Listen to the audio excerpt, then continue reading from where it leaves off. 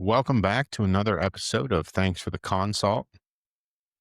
This week is a special week. You have just the two of us, me, Fiore, and Aaron. Aaron, how you doing, buddy? Aaron, and you, Fiore. Correct. Yeah. I've been working on my pronouns. I'm proud of you, buddy. Yeah. But those are not pronouns. No, they are. I is a pronoun. You're referring to Fiore and Aaron. I was just gonna say those are just our names. I am proper nouns. Which one am I? Aaron. Okay. I think. Yeah. But Hey, that's a nice mug you got there, buddy. thank you, Ninja Turtles. I also have, for those of you that have worked night shift with me, you already know this, but I have a Ninja Turtle pillow case. Would you venture to say that you're a Teenage Mutant Ninja Turtle fan? I would agree Name with the that 4 statement. turtles right now. I think there might be some copyright issues with us doing that. This isn't true. Give me the first letters of all their names then. All right, there's Michelangelo, Leonardo, the purple guy, and the red guy. You got half of them. Yeah. The one is Italian, rat. like your roots. I can't believe you didn't get that one. Michelangelo, Leonardo are both very Italian names. Right, but like this is like it's got the most Italian name inside of the name. Yeah, it's got Dawn in it. Come on. Raphael. There you go. What was the chick's name? I can't remember her. There was a chick? Yeah, like the I remember Master Splinter. Yeah, he's like a rat. Big one. For the audience, I have this lovely thermos that I was given from my work that has all the EKG rhythms.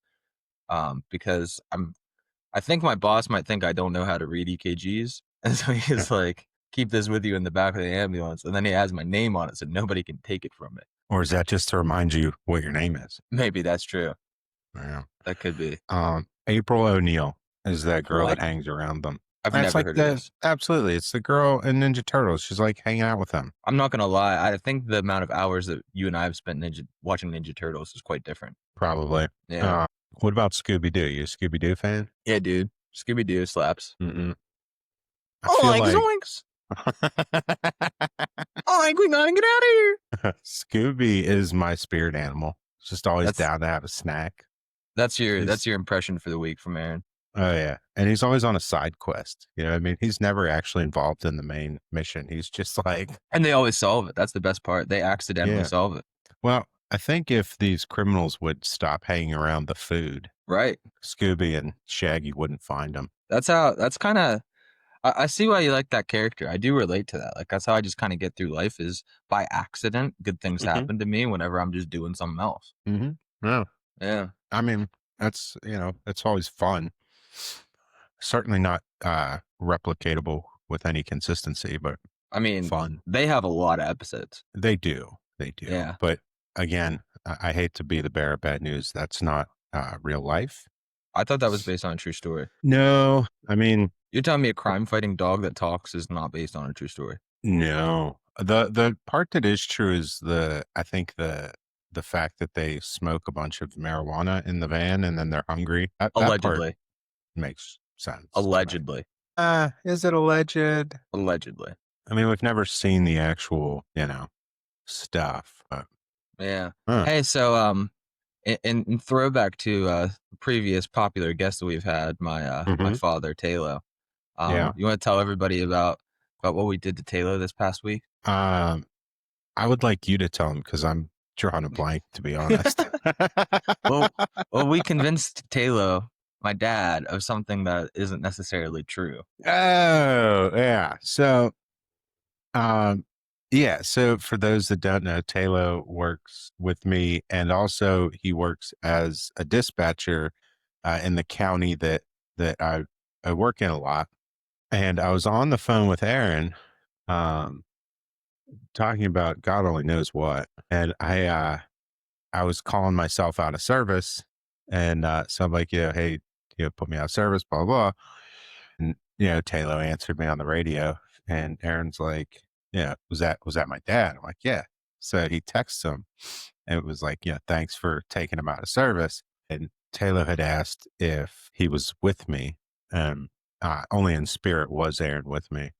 But so he tells him, I'm just doing my orientation rides with Fiore, blah, blah, blah, just got hired. So, Which, like, if you know anything about their job, I'm incredibly underqualified. and very inconveniently located Right. to be riding with me. Um, and like nothing really came of it until the other night. I was working and I stopped up at the dispatch center and saw Taylor, and he's like, yeah, does he really work here now? I'm like, and I forgot all about it. And he said he, not Aaron. So I'm like, I don't. What are you talking about? And he told me, and I just started cracking up. It was great, but I did fail because I was like, no, he doesn't freaking work here. He's just on the phone with me. But If we run that our is my stats of fault. things that we spend time talking about on this podcast, I think Taylor might be like the number one ranked reoccurring subject. Well, I interact with him quite a bit at work, It's a obviously. good subject. That's my dad we're talking Yeah, about here. yeah, and he's a good dude. We like him here. Based on the numbers, it appears that the folks at home like him as well. So you know, we're happy to have him around. Yeah. Uh, Hey, what'd you but think of our conversation that we had with Eric last week? I think it was really good. Um, we got to talk about a subject that is often uh, people are afraid to even approach. And I got some great insight from somebody who's there doing it, um, and you know, eh, very knowledgeable about the subject. So, um, yeah, I think it was great. What'd you think? I think he gave like essence of chief energy. You know, like no, I'm not even being sarcastic. You know, I'm being a little silly, but I mean it. There, like he just had that calm, collected, Hmm. like whatever you ask me, I'm ready for because I'm good at my job and I will know the answers to your questions and I'm prepared to answer in a educated and articulate way. And I Hmm. liked that. Yeah, no, it's very good. No, I would say he's good at what he does for sure. I work there part time, so I'm obviously a fan of that. So, but no, you can definitely tell when somebody knows what they're doing and when somebody's seen it on TV. Right. Well, because that goes back to what we talked about afterward, which was that we thought the viewers might be a bit surprised that I could ask a serious question at all. Because somebody who asks serious questions, that's kind of like me. I just kind of saw somebody on TV who did that one time. I was like, oh, I guess I'll try it. No, but you also have the questions you asked were genuine, coming from a place of experience driven curiosity, if you will. Like you're asking about funding for rural services and things like that. Like you work in a rural service, and as I'm sure anybody that has worked in both a rural and an urban service would know, is the rural services tend to be hurting the most financially. Right. If you were just to like rank my questions though, like you just take like top 10 questions Aaron's asked on the podcast, it'd be like, what is a diphthong? And then be like, Mm. how do we solve the financial crisis of EMS? You know, Are we rating these off of complexity or just overall quality, randomness? you know, Oh, just just like total. this is the question that just sits there with you and you're like, yes. Yeah, I would say some of your better questions were last week for sure. Um, but yeah, You think we better than my had diphthong question? well, the diphthong question was just more of a matter of fact. You could just look it up. You know what I mean? Like, what is a Mm. diphthong? Quick Google search. Oh, But you can't just Google how to solve the I financial crisis of EMS. mean, you could. I don't imagine it would yield you any terrific AI results. is pretty good nowadays. Let's ask it real quick. How do I solve the financial crisis I did of this with world peace the other day. rural EMS? Well, we'll just go ahead and pop this bad boy up there for you. Um, There are a so lot of ways to solve the crisis of EMS. Here are a yeah, few. legislative action to classify EMS as an essential service, improve funding, Easy. regionalization and consolidation of services, exploring new Easy. revenue streams. Wait. So ChatGPT's suggestion is to shut down more ambulance services. So let me talk about that for a second. And I think that when people hear about like consolidation, regionalization, what have you, they think of it as we're losing ambulance services. And on paper, yes, we had two, now we have one. But if you look at like asset management, you can cover a lot more with fewer assets when they're united, if that makes sense. So, like, Town A has two ambulances in service, Town B has one ambulance in service, Town C has no ambulances in service. You need three ambulances to cover all of them. And Town A can, part with one of those ambulances temporarily to cover Town C. So you end up sending one of Town A's ambulances over to Town C to cover that area. And you can shift assets to midway points, things like that. So, for example, like Shaler Hampton, they cover multiple different boroughs, but uh, the two biggest ones being Shaler and Hampton townships. And during the day, there's two trucks in the Shaler station to cover Shaler and the southern coverage area, and then there's the one truck in Hampton to cover Hampton. And then obviously wherever they might be called is mutual aid. But if that Hampton truck goes out on a run, one of the Shaler trucks comes up to, they call the line. It's literally there's a fire station and a gas station that are literally on the line between Shaler and Hampton townships. So now that asset is available for both areas and can respond into both areas pretty responsibly. Um, it's right on Route 8, which is the main thoroughfare through both of those towns. Um, like it's a 4-lane road, so there's plenty of room to move around, bypass traffic, what have you. So, if you look then to the next town to the north, if they were then part of it, they have an ambulance on that covers their area, and they staff one.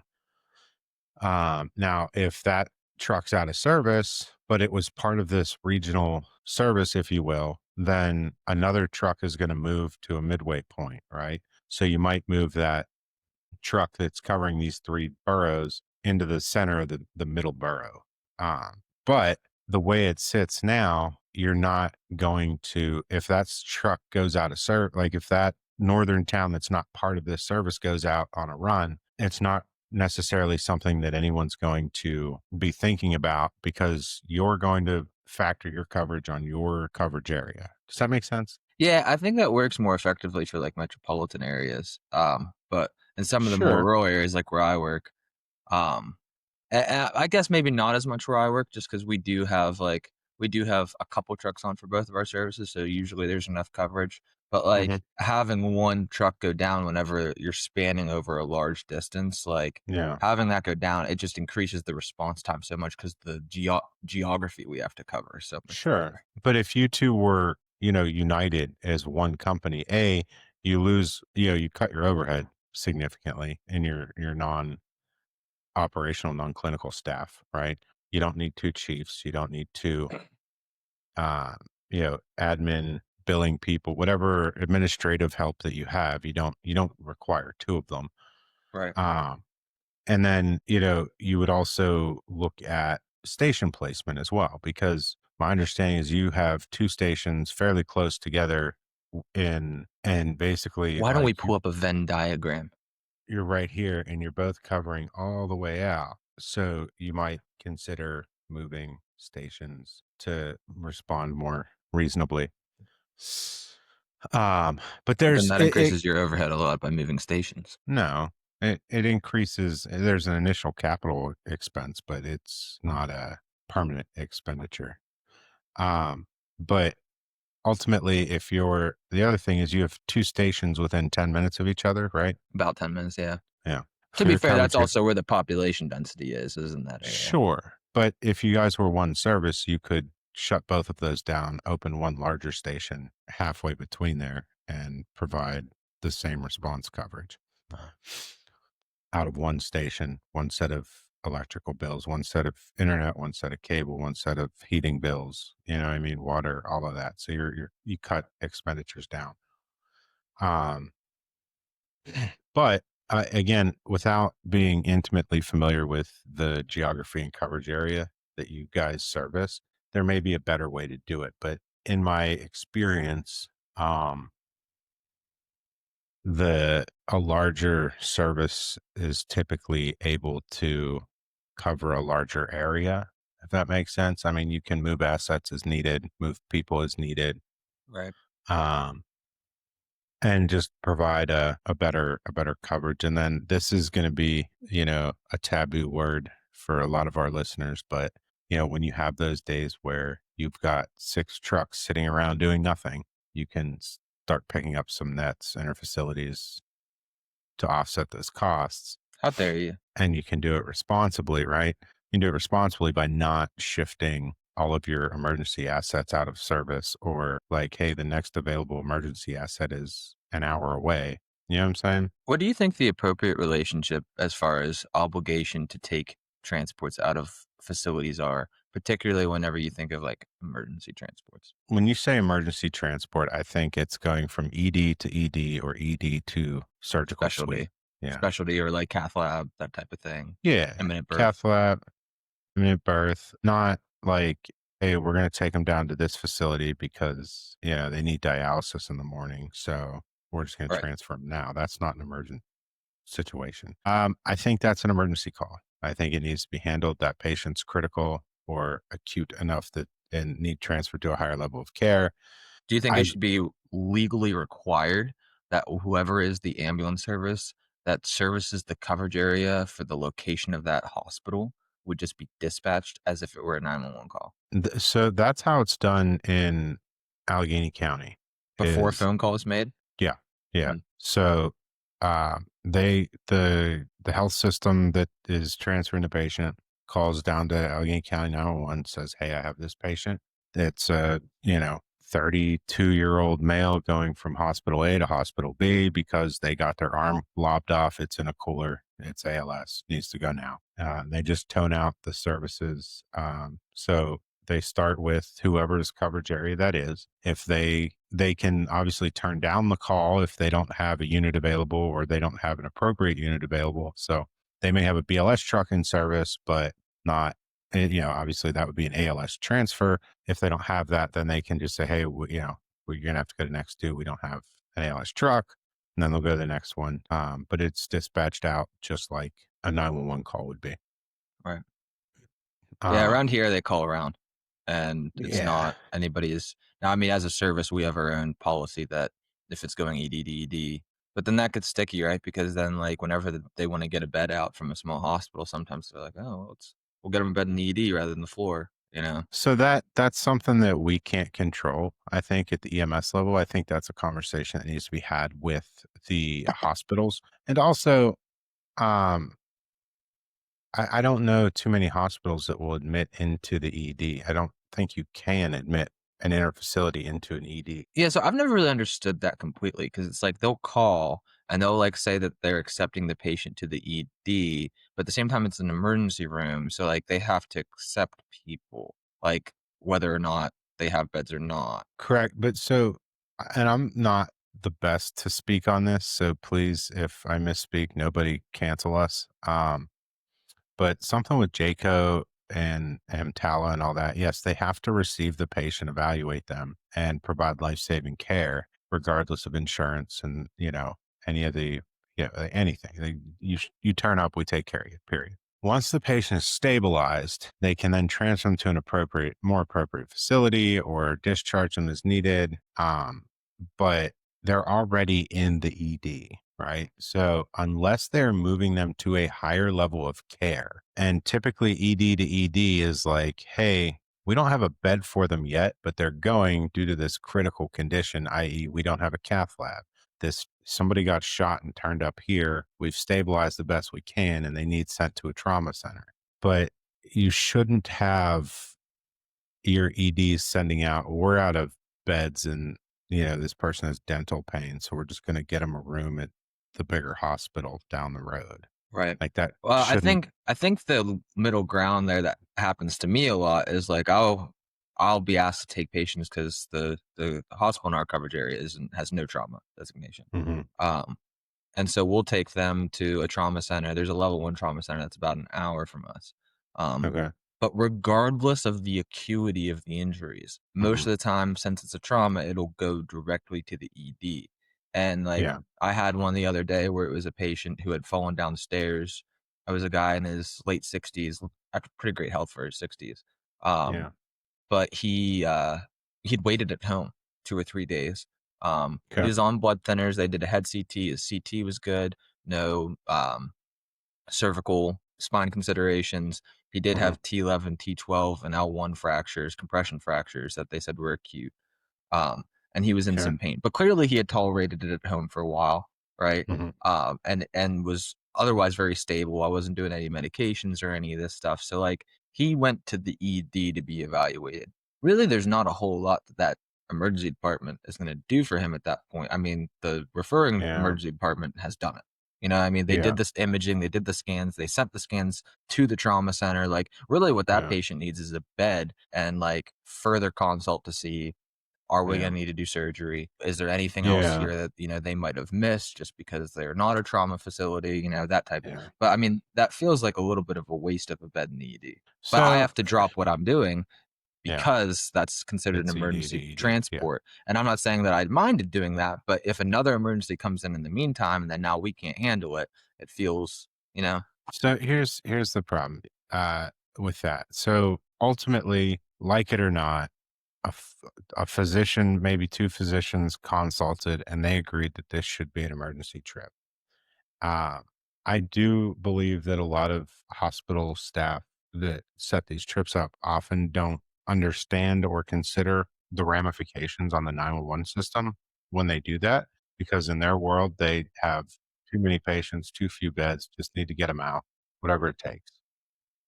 And can empathize with that. That sucks. But ultimately, like it does put strain on the EMS system, which is already suffering.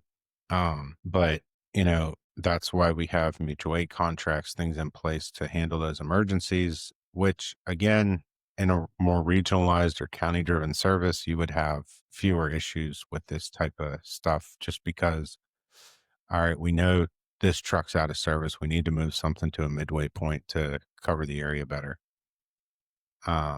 But yeah, ultimately the doctors made the decision, and we can't always, I guess, like we can't refuse the trip, right? Because it is an emergency dispatch. Um, but I mean, you can, um, but yeah, so that becomes the tricky part is what makes it, what categorizes it as an emergency.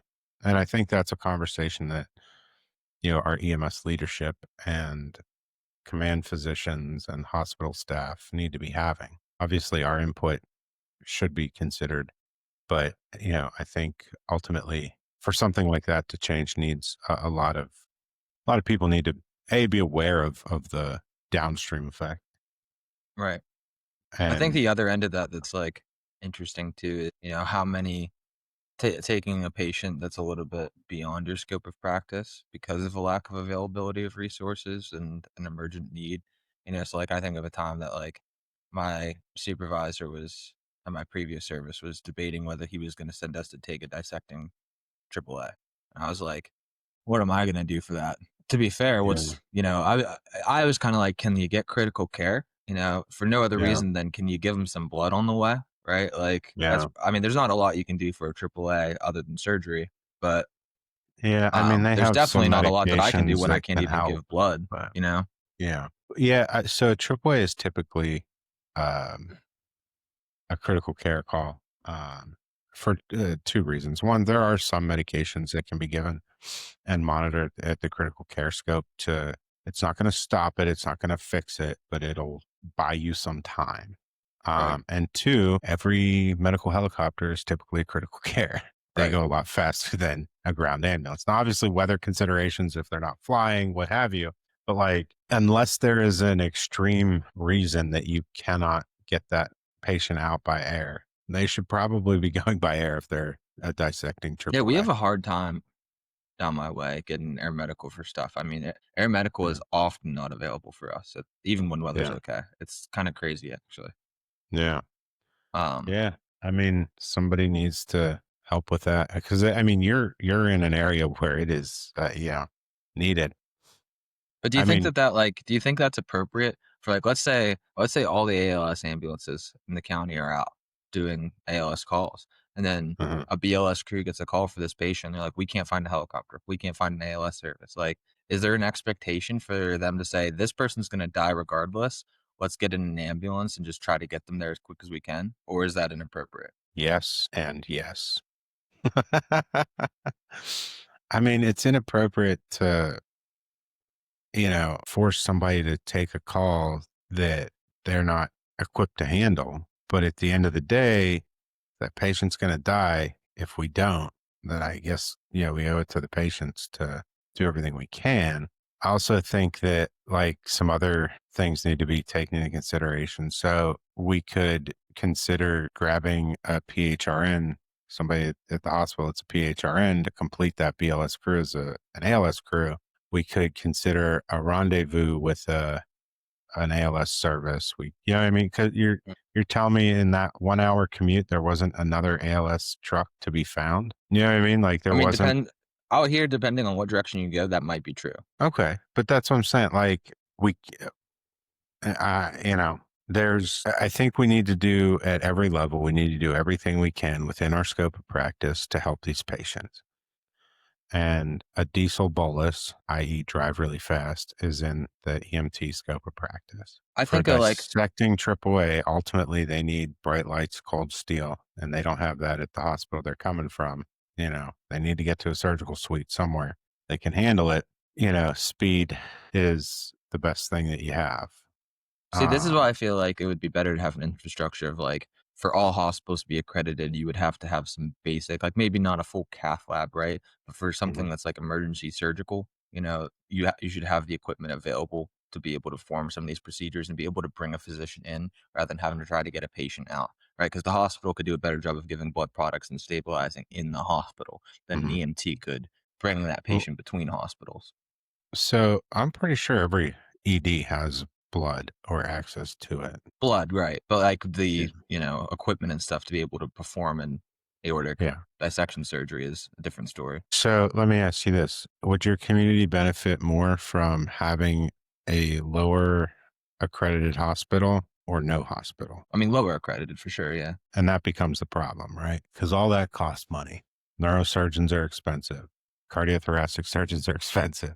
Well, I'm not saying to have them there, just the Anesthesia is ability to bring them expensive. in and have the equipment and the resources at any facility to be able to do some of the very basic life-saving procedures. Like, you're not gonna put a whole cath lab in a place that isn't equipped to do catheterizations. That makes sense, Mhm. right? But most Yeah. people that need a cath, you can do some work to stabilize them for long enough to Yeah. get them to a facility. But the few things that are like a AAA or something like that, where it's like, "Nope, they need surgery right now." Yeah. So I think in most cases, it's easier and quicker to get the singular patient to the facility that has the resources than to get the resources. So a surgery like that, you need a surgeon, you need a surgical tech, you need an ER or an OR nurse, you need anesthesia, you need, and that's two or three people there.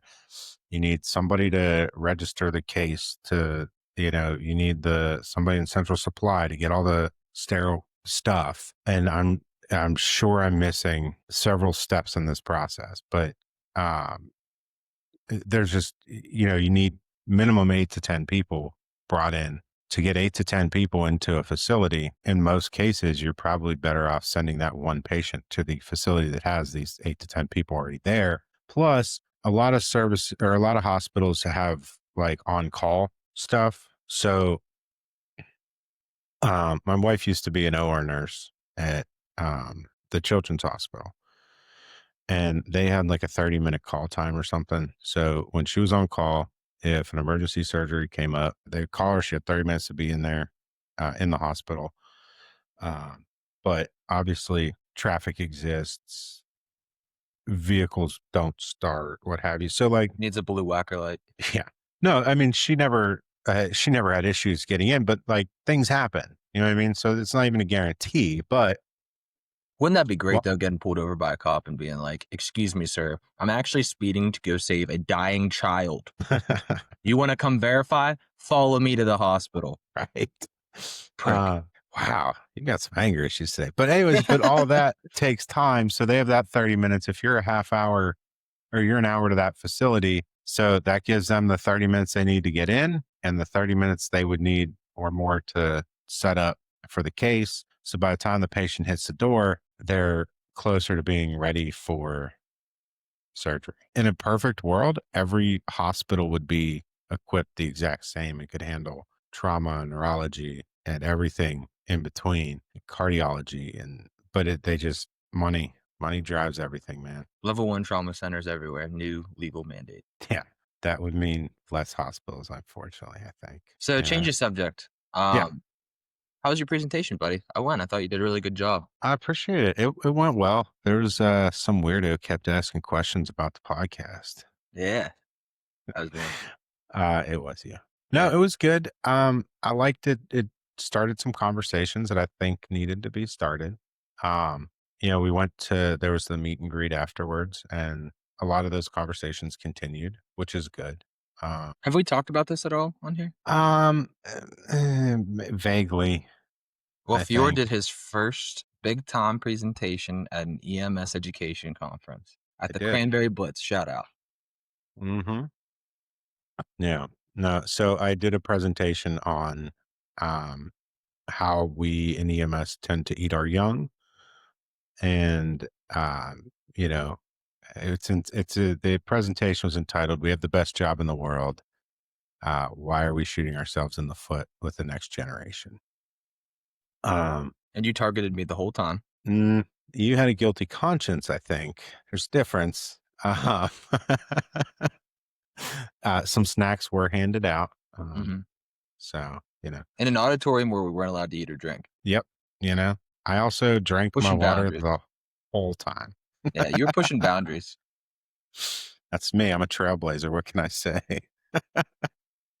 No, I But thought no, that was a nice conference though. I only got to go for a few classes, but the ones that were yeah, there, nothing against some of the other conferences and stuff I've been at, but it felt like usually there's a few presenters there that you're like, did they really want to be here? Every yeah, class that I was at, I felt like the people that were there wanted to be there. yeah. No, I think it's not the largest conference, which is good. It lets them do things in a more, I guess, intimate setting, if that makes sense. Right. Um, so you do lose the people that are like, I'm just trying to present at a large scale conference to say that I did it. Um, and I'm not saying we didn't have some really good and big name presenters, if you will, in our industry, but the ones we had were passionate about the topic they presented on, which I think is super important if you're going to be educating people to be passionate about the topic on which you're educating them. You know what I mean? Yeah. And knowledgeable, I guess. Like you probably don't want me teaching like a, brain surgery class. Probably won't go so well. I would actually like to see that. Yeah. It's like, I don't know, poke it, see what happens. Did anybody try turning them back on, off and back on again? I do have a grievance. Now to be fair, I didn't get there till after lunch, but I went to the refreshments area. Hmm. And lo and behold, I got myself a little cup and I was about to Hmm. pour myself a nice cup of coffee. And Yeah. what did I get? I got dribbles. Mm, No coffee. no coffee. Well, You to be cannot fair, run out of coffee at an EMS conference. You can't do it. You can't do it. this was between like the two last classes of the day, was it not? All right, this was like 2 p.m. in the afternoon, but you don't get to decide when I want to drink my coffee. EMS house caffeine like it's the career. You know what I mean? Like you got to be doing Fair. that. Yeah. Well, I'm sorry that that happened to you. I can I was about hook to you up say with an Jobtown email after I took a address. swig of my coffee and I couldn't say it. Like it was not Jobtown. Not Jobtown at all. Yeah, I'll find an email address. Let you email them your complaint. Do me a favor and don't be super surprised if it they just ignore it because that's an insane complaint. No, so I'm Uh, actually just going to email them and request that I be a presenter at the next EMS conference, for which my subject will be why every EMS conference should have copious amounts of coffee. okay. You'll be you'll be the lunchtime keynote speaker. Yes. I would love to see that presentation. Yeah. Why we need more stimulants for EMTs and paramedics. Anyone who's ever talked to me would know that you definitely do not need more stimulants. Uh, You don't know, yeah. which is odd because, um, since you've cut out energy drinks, I have noticed absolutely zero difference in anything Yeah. as far as like, yeah, cognitive ability, focus, randomness, none of it. Like there's been no increase, no decrease. Like, I don't know if you're just like doing cocaine now or what, but I'm just a man of remarkable consistency. What can I say? I do applaud that. Like if I cut out all caffeine, I would be I imagine the headache would just kill me. It took like a Um, week. It took like a week to shake that. But I will say, like, I'm back to drinking coffee now. I just didn't yeah. want to be drinking energy drinks all the time because there's so much added stuff into it, and I just, can't be healthy, right? Um, Mhm. but I am drinking a little bit of caffeine, significantly less with the coffee that I Yeah. drink now. I don't know where I was going with that. That's all I got. I don't know. Yeah. I said the headache was going to kill me. Oh, yeah, like, it just did feel good to, like, get off of it and, like, my energy level stabilized throughout the afternoon, like, I would get a big crash in the afternoon after drinking 300 milligrams of caffeine, and then 5 hours later, I'd be like, "Oh," and then I'd wanna drink another one. Yeah. I did notice my energy levels definitely flattened out a bit, Yeah. Huh. but the headache was vicious, yeah, it took, like, a week to shake that. Yeah. Did you take migraine pills? Nah, Should have. They have caffeine in them. like, "Hey, these really help." It's crazy. It's yeah. Yeah. It's like Hey, when so some you just finished your, first year of EMS instruction, like, your first class is completely done. yeah. Yeah. I wasn't with them the whole time. I think with that class I would come in here and there. But I was with them more consistently probably the last 4 months of the class. Oh, then never mind, I take back my congratulatory Yeah. statement. No, I will say like I mean, congratulations to them for sure. Obviously we both know what going to paramedic class is like. It's not a walk in the park. There's a lot of stuff to do. I mean, even if like the knowledge base comes super simply to you, like the logistics that you have to manage, you have to do patient contacts of certain types and like it's no walk in the park. So I mean they definitely they earned it, and congrats to them on this achievement. Yeah, I mean, it's about I ran the numbers on it. I believe it's about 30 to 35% of the hours that you would work in a year, just like if you were working a 40-hour work week, Mhm. for a full-time job is added on whenever you count the clinical time and stuff. And that doesn't even include class time. That's just the Yeah, clinical and truck time that you have to do. Doesn't include studying. That doesn't include actually showing up and being in class for 8, 9 hours. And depending on where you go, sometimes it's even more than that, for a plus whole the year. drive time. Right, the drive time, just the general Yeah, exhaustion of having that much to do all of the time and all of the yeah, paperwork that comes with it, because now you're double documenting things, and if you work for the service that you do a lot of your ride time, a lot of times they're making you write charts, so you're yep. doing ALS charts and your charts as an EMT or AEMT. Um, Mhm. yeah, it's a lot. Yeah, it is. I will say I think it's worth it, right? At the end. Obviously you make friendships, relationships that'll last you know, probably forever. I don't know. Um, but being able to expand what you can do to help folks. And one thing I would like to do different is like, on the first day you ask people like why are you here basically? What is your motivator for coming to paramedic class? And a good 80% are like, I'm sick of working with lazy medics that don't do this, and this.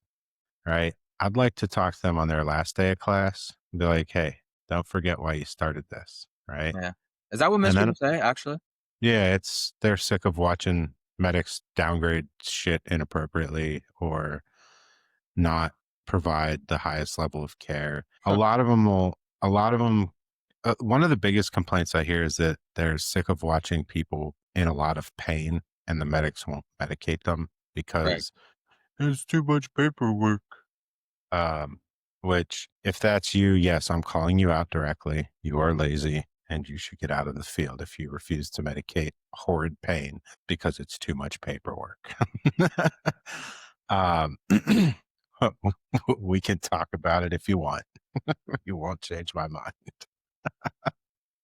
But yeah, I'd like to check with them, and then I'd like to check in with their partner in a year and find out, are they doing the things that they should be doing still, or are they being a scumbag? Right. And if they're being a scumbag, I'm gonna slap you. Open hand. I'm not gonna close fist, open hand, but you're getting smacked. Yeah. That surprises me. I wouldn't think that that many people would be like, "Oh, yeah, that's why."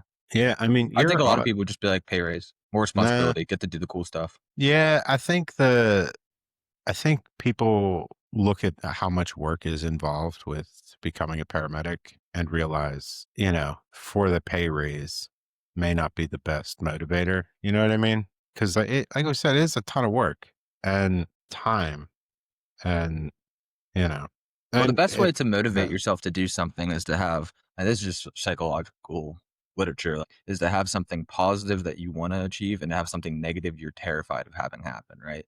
So like they Mm, did this with rats where they had them like attached to like a bungee system that like measured how hard they would pull, and they would incentivize them with like a food item or something like that that they would want, and they would pull with a certain amount of force. And then they would like scare them with like a predator sound or something like that behind them, and then mhm, they would try to run away from that sound. But when they did both of those things, they always pulled significantly harder than either of the other groups. So it's almost like people's, it's an argument of induction, right? Going from rats to human psychology is a little bit of a leap there. But, I think there's some truth to the fact that, like, if you said, I want to do this, this is what I want to do, and this is also what I don't want to be, that yeah. it makes you work harder for it. Oh, yeah, absolutely. Makes sense. The Yeah. carrot or the stick becomes carrot and the stick. Hmm. I mean, it makes sense. Like, you know, I think if you really look at any large life decision, it's dual motivation, right? Like, I mean, work, even small decisions like working extra hours. Like, I want the extra money to do the things that I want. I also don't want my lights to get turned off or the car to get repossessed or the mortgage not to get paid and then I'm home. You know what I'm saying? Like, you have like a positive and a negative reinforcement. That's why you need Uh, to just get like a van uh-huh. with a bed in it. And then, yeah, Game dude. changer.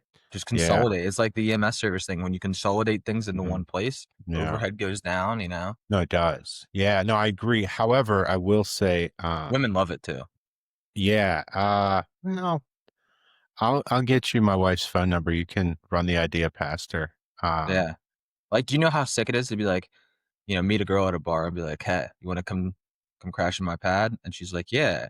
Great, it's out front. Yeah, I mean, I've never been able to do that, but I imagine it's probably a better than 0% success rates.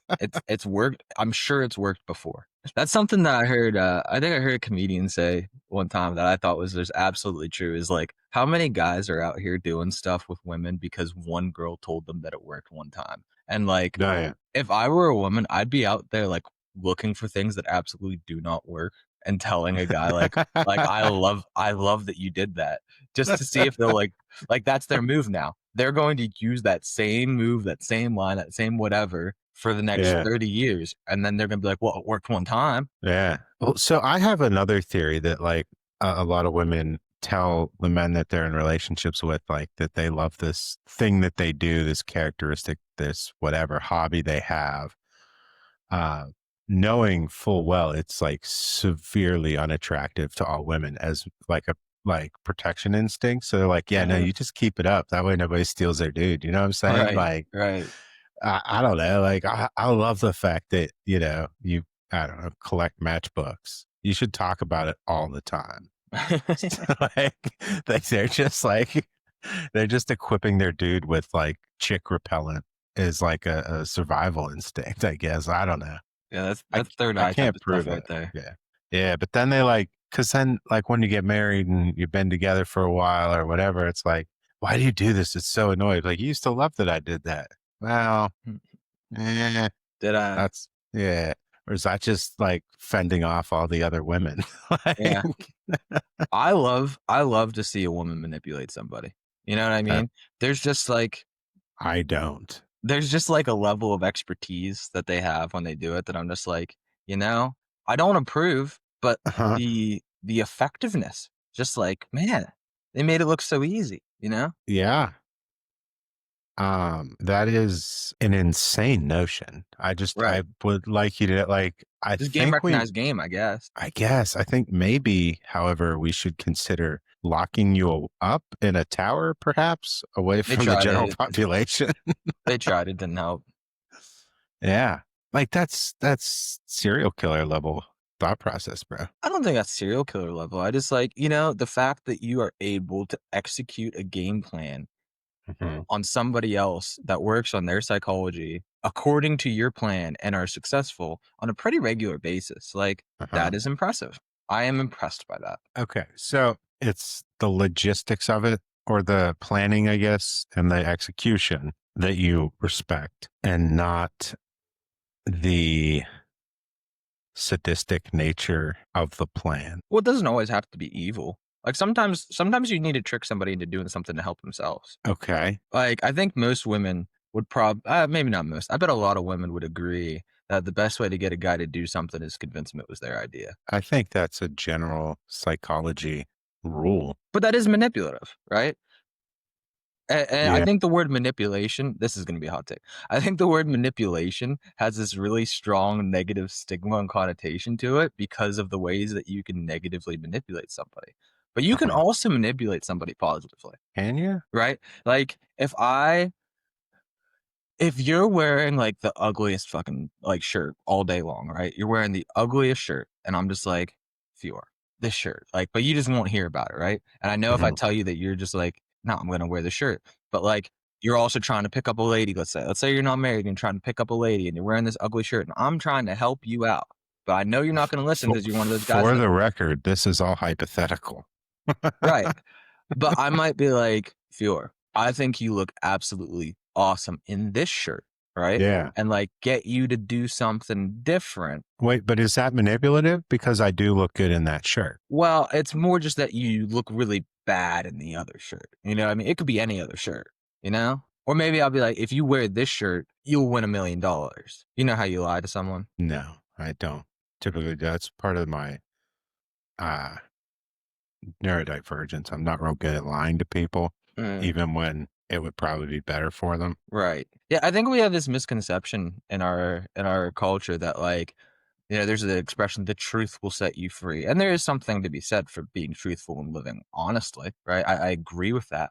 But like to be so truthful that it's like hurtful and harmful to like not everybody needs to know everything. You know what I mean? So there's a difference, I think, between being truthful and giving unnecessary information for the sake of being truthful, knowing that there's no benefit to it other than to make the recipient of that information like feel like crap. So like The if I classic ask, example is, does this dress make me look fat? yeah, see that one's just like that's I think a time where you just fake a heart attack, just go to the hospital, sort it out for a few hours. She'll probably forget You're all so about the beautiful, you dress. gave me chest pains. Yeah.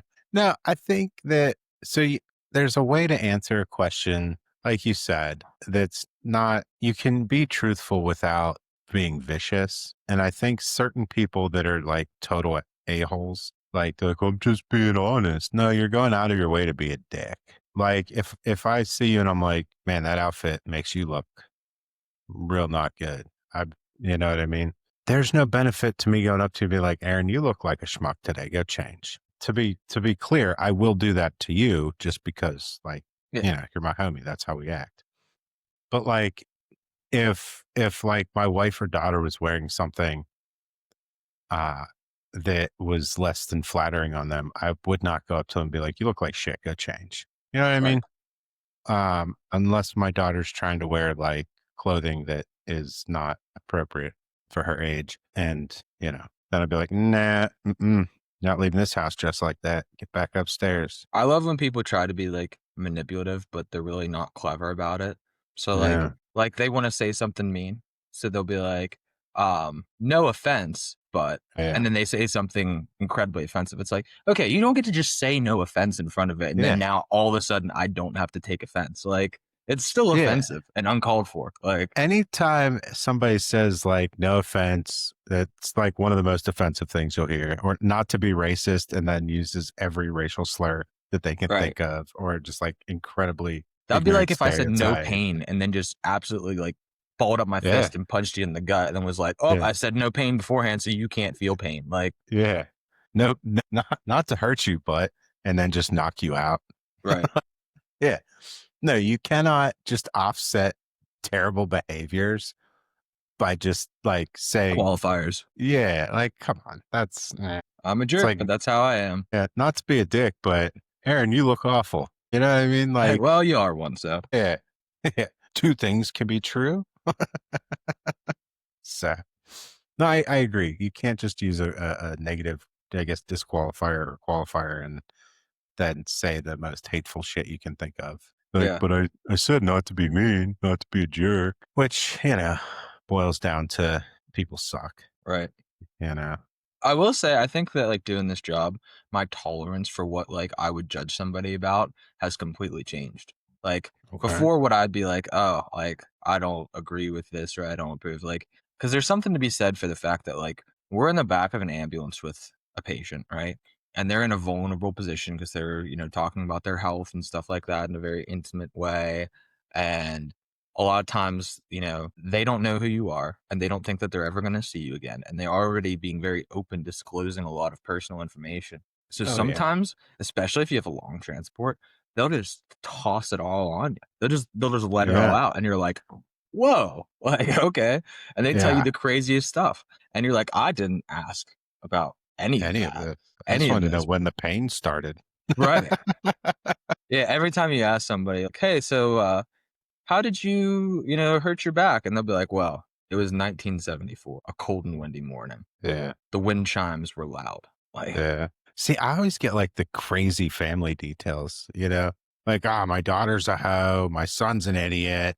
Like, okay, cool. How long you been having chest pain? Well, since those two idiots started ruining my life, they're just waiting for me to die and take all my money. And that happened roughly when?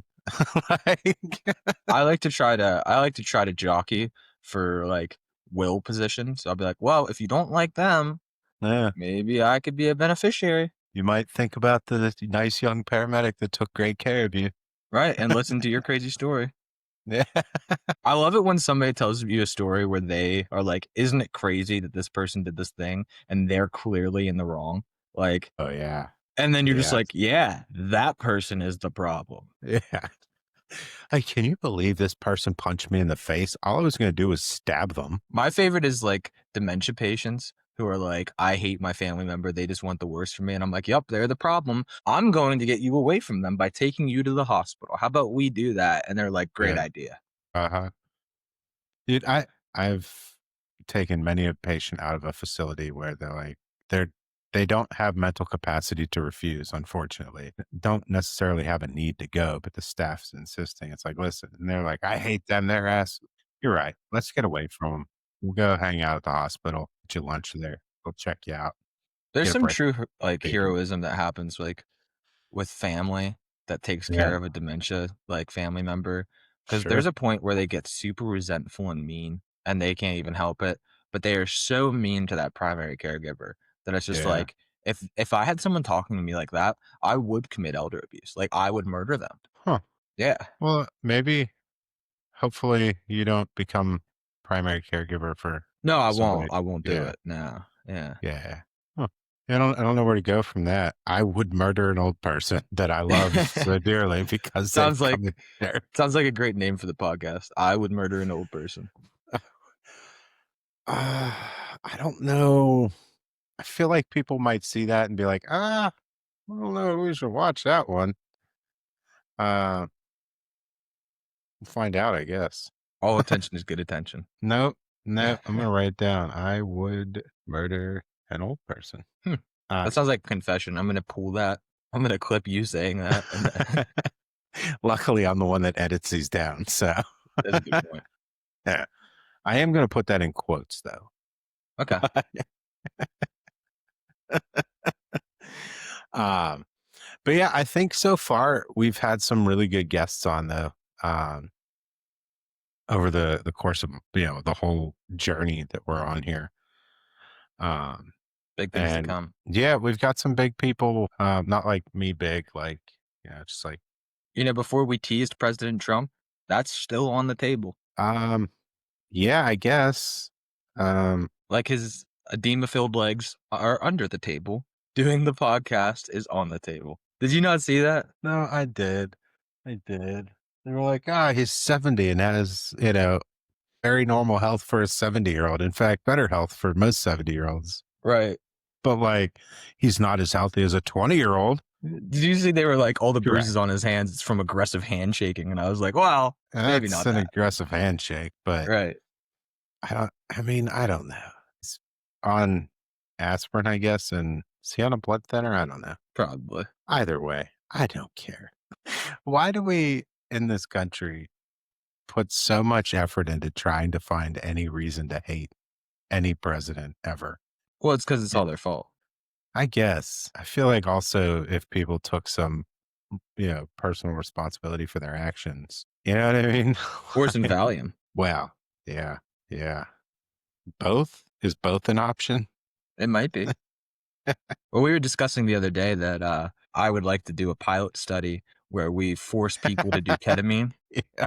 Yeah, you're insane. What was the circumstances around that? What group of people was it? We were just showing up to people's homes and forcing them to do it. Depressed people with depression that take medication. Other Right, that's what it others, was. yeah. Yeah, because you were saying about how there's Like some promising SSRIs. studies for PTSD and stuff like that, and people who aren't responsive to the traditional medications. And I said, Yeah. right, but that's not what I'm talking about. That's a voluntary thing where they do ketamine. I Yeah. want to show up to their homes for people who it is or isn't working for, start detoxing them from their medications, and send them into a K hole. No choice. So what to revisit that, are you when you say detox, are you saying like we're gonna cut it back until it's not, or you're just like, I'm Cold going to turkey. take all of your meds, Cold turkey. and enjoy smelling colors. Exactly. Yeah. You're insane. It seems reasonable. To who? Me? Anyone else? I don't know. Do you think it's Have you unreasonable? I do. Very unreasonable. 50%. Have you shared this? So I'm the only person you've shared this insanity with. Well, yeah. What's in the it's in the beginning stages. We're Yeah, workshopping it. I think we need to do the focus group now on this one. Get that started and probably kill this idea off. So, but on that note, uh, thank you guys for sticking with us through this journey. We're having fun. I hope you guys are too. Um, if you would like to be on the show, if you have any ideas for somebody that we should reach out to that you think would be great to have on, don't be shy. Shoot us an email, message us on any of our social platforms. We're just happy to be having fun talking to folks at all ends of the spectrum here on this, and we're having a good time. But with that in mind, thanks for the consult, buddy. Yeah, anytime, bud. All right, we'll catch y'all next week.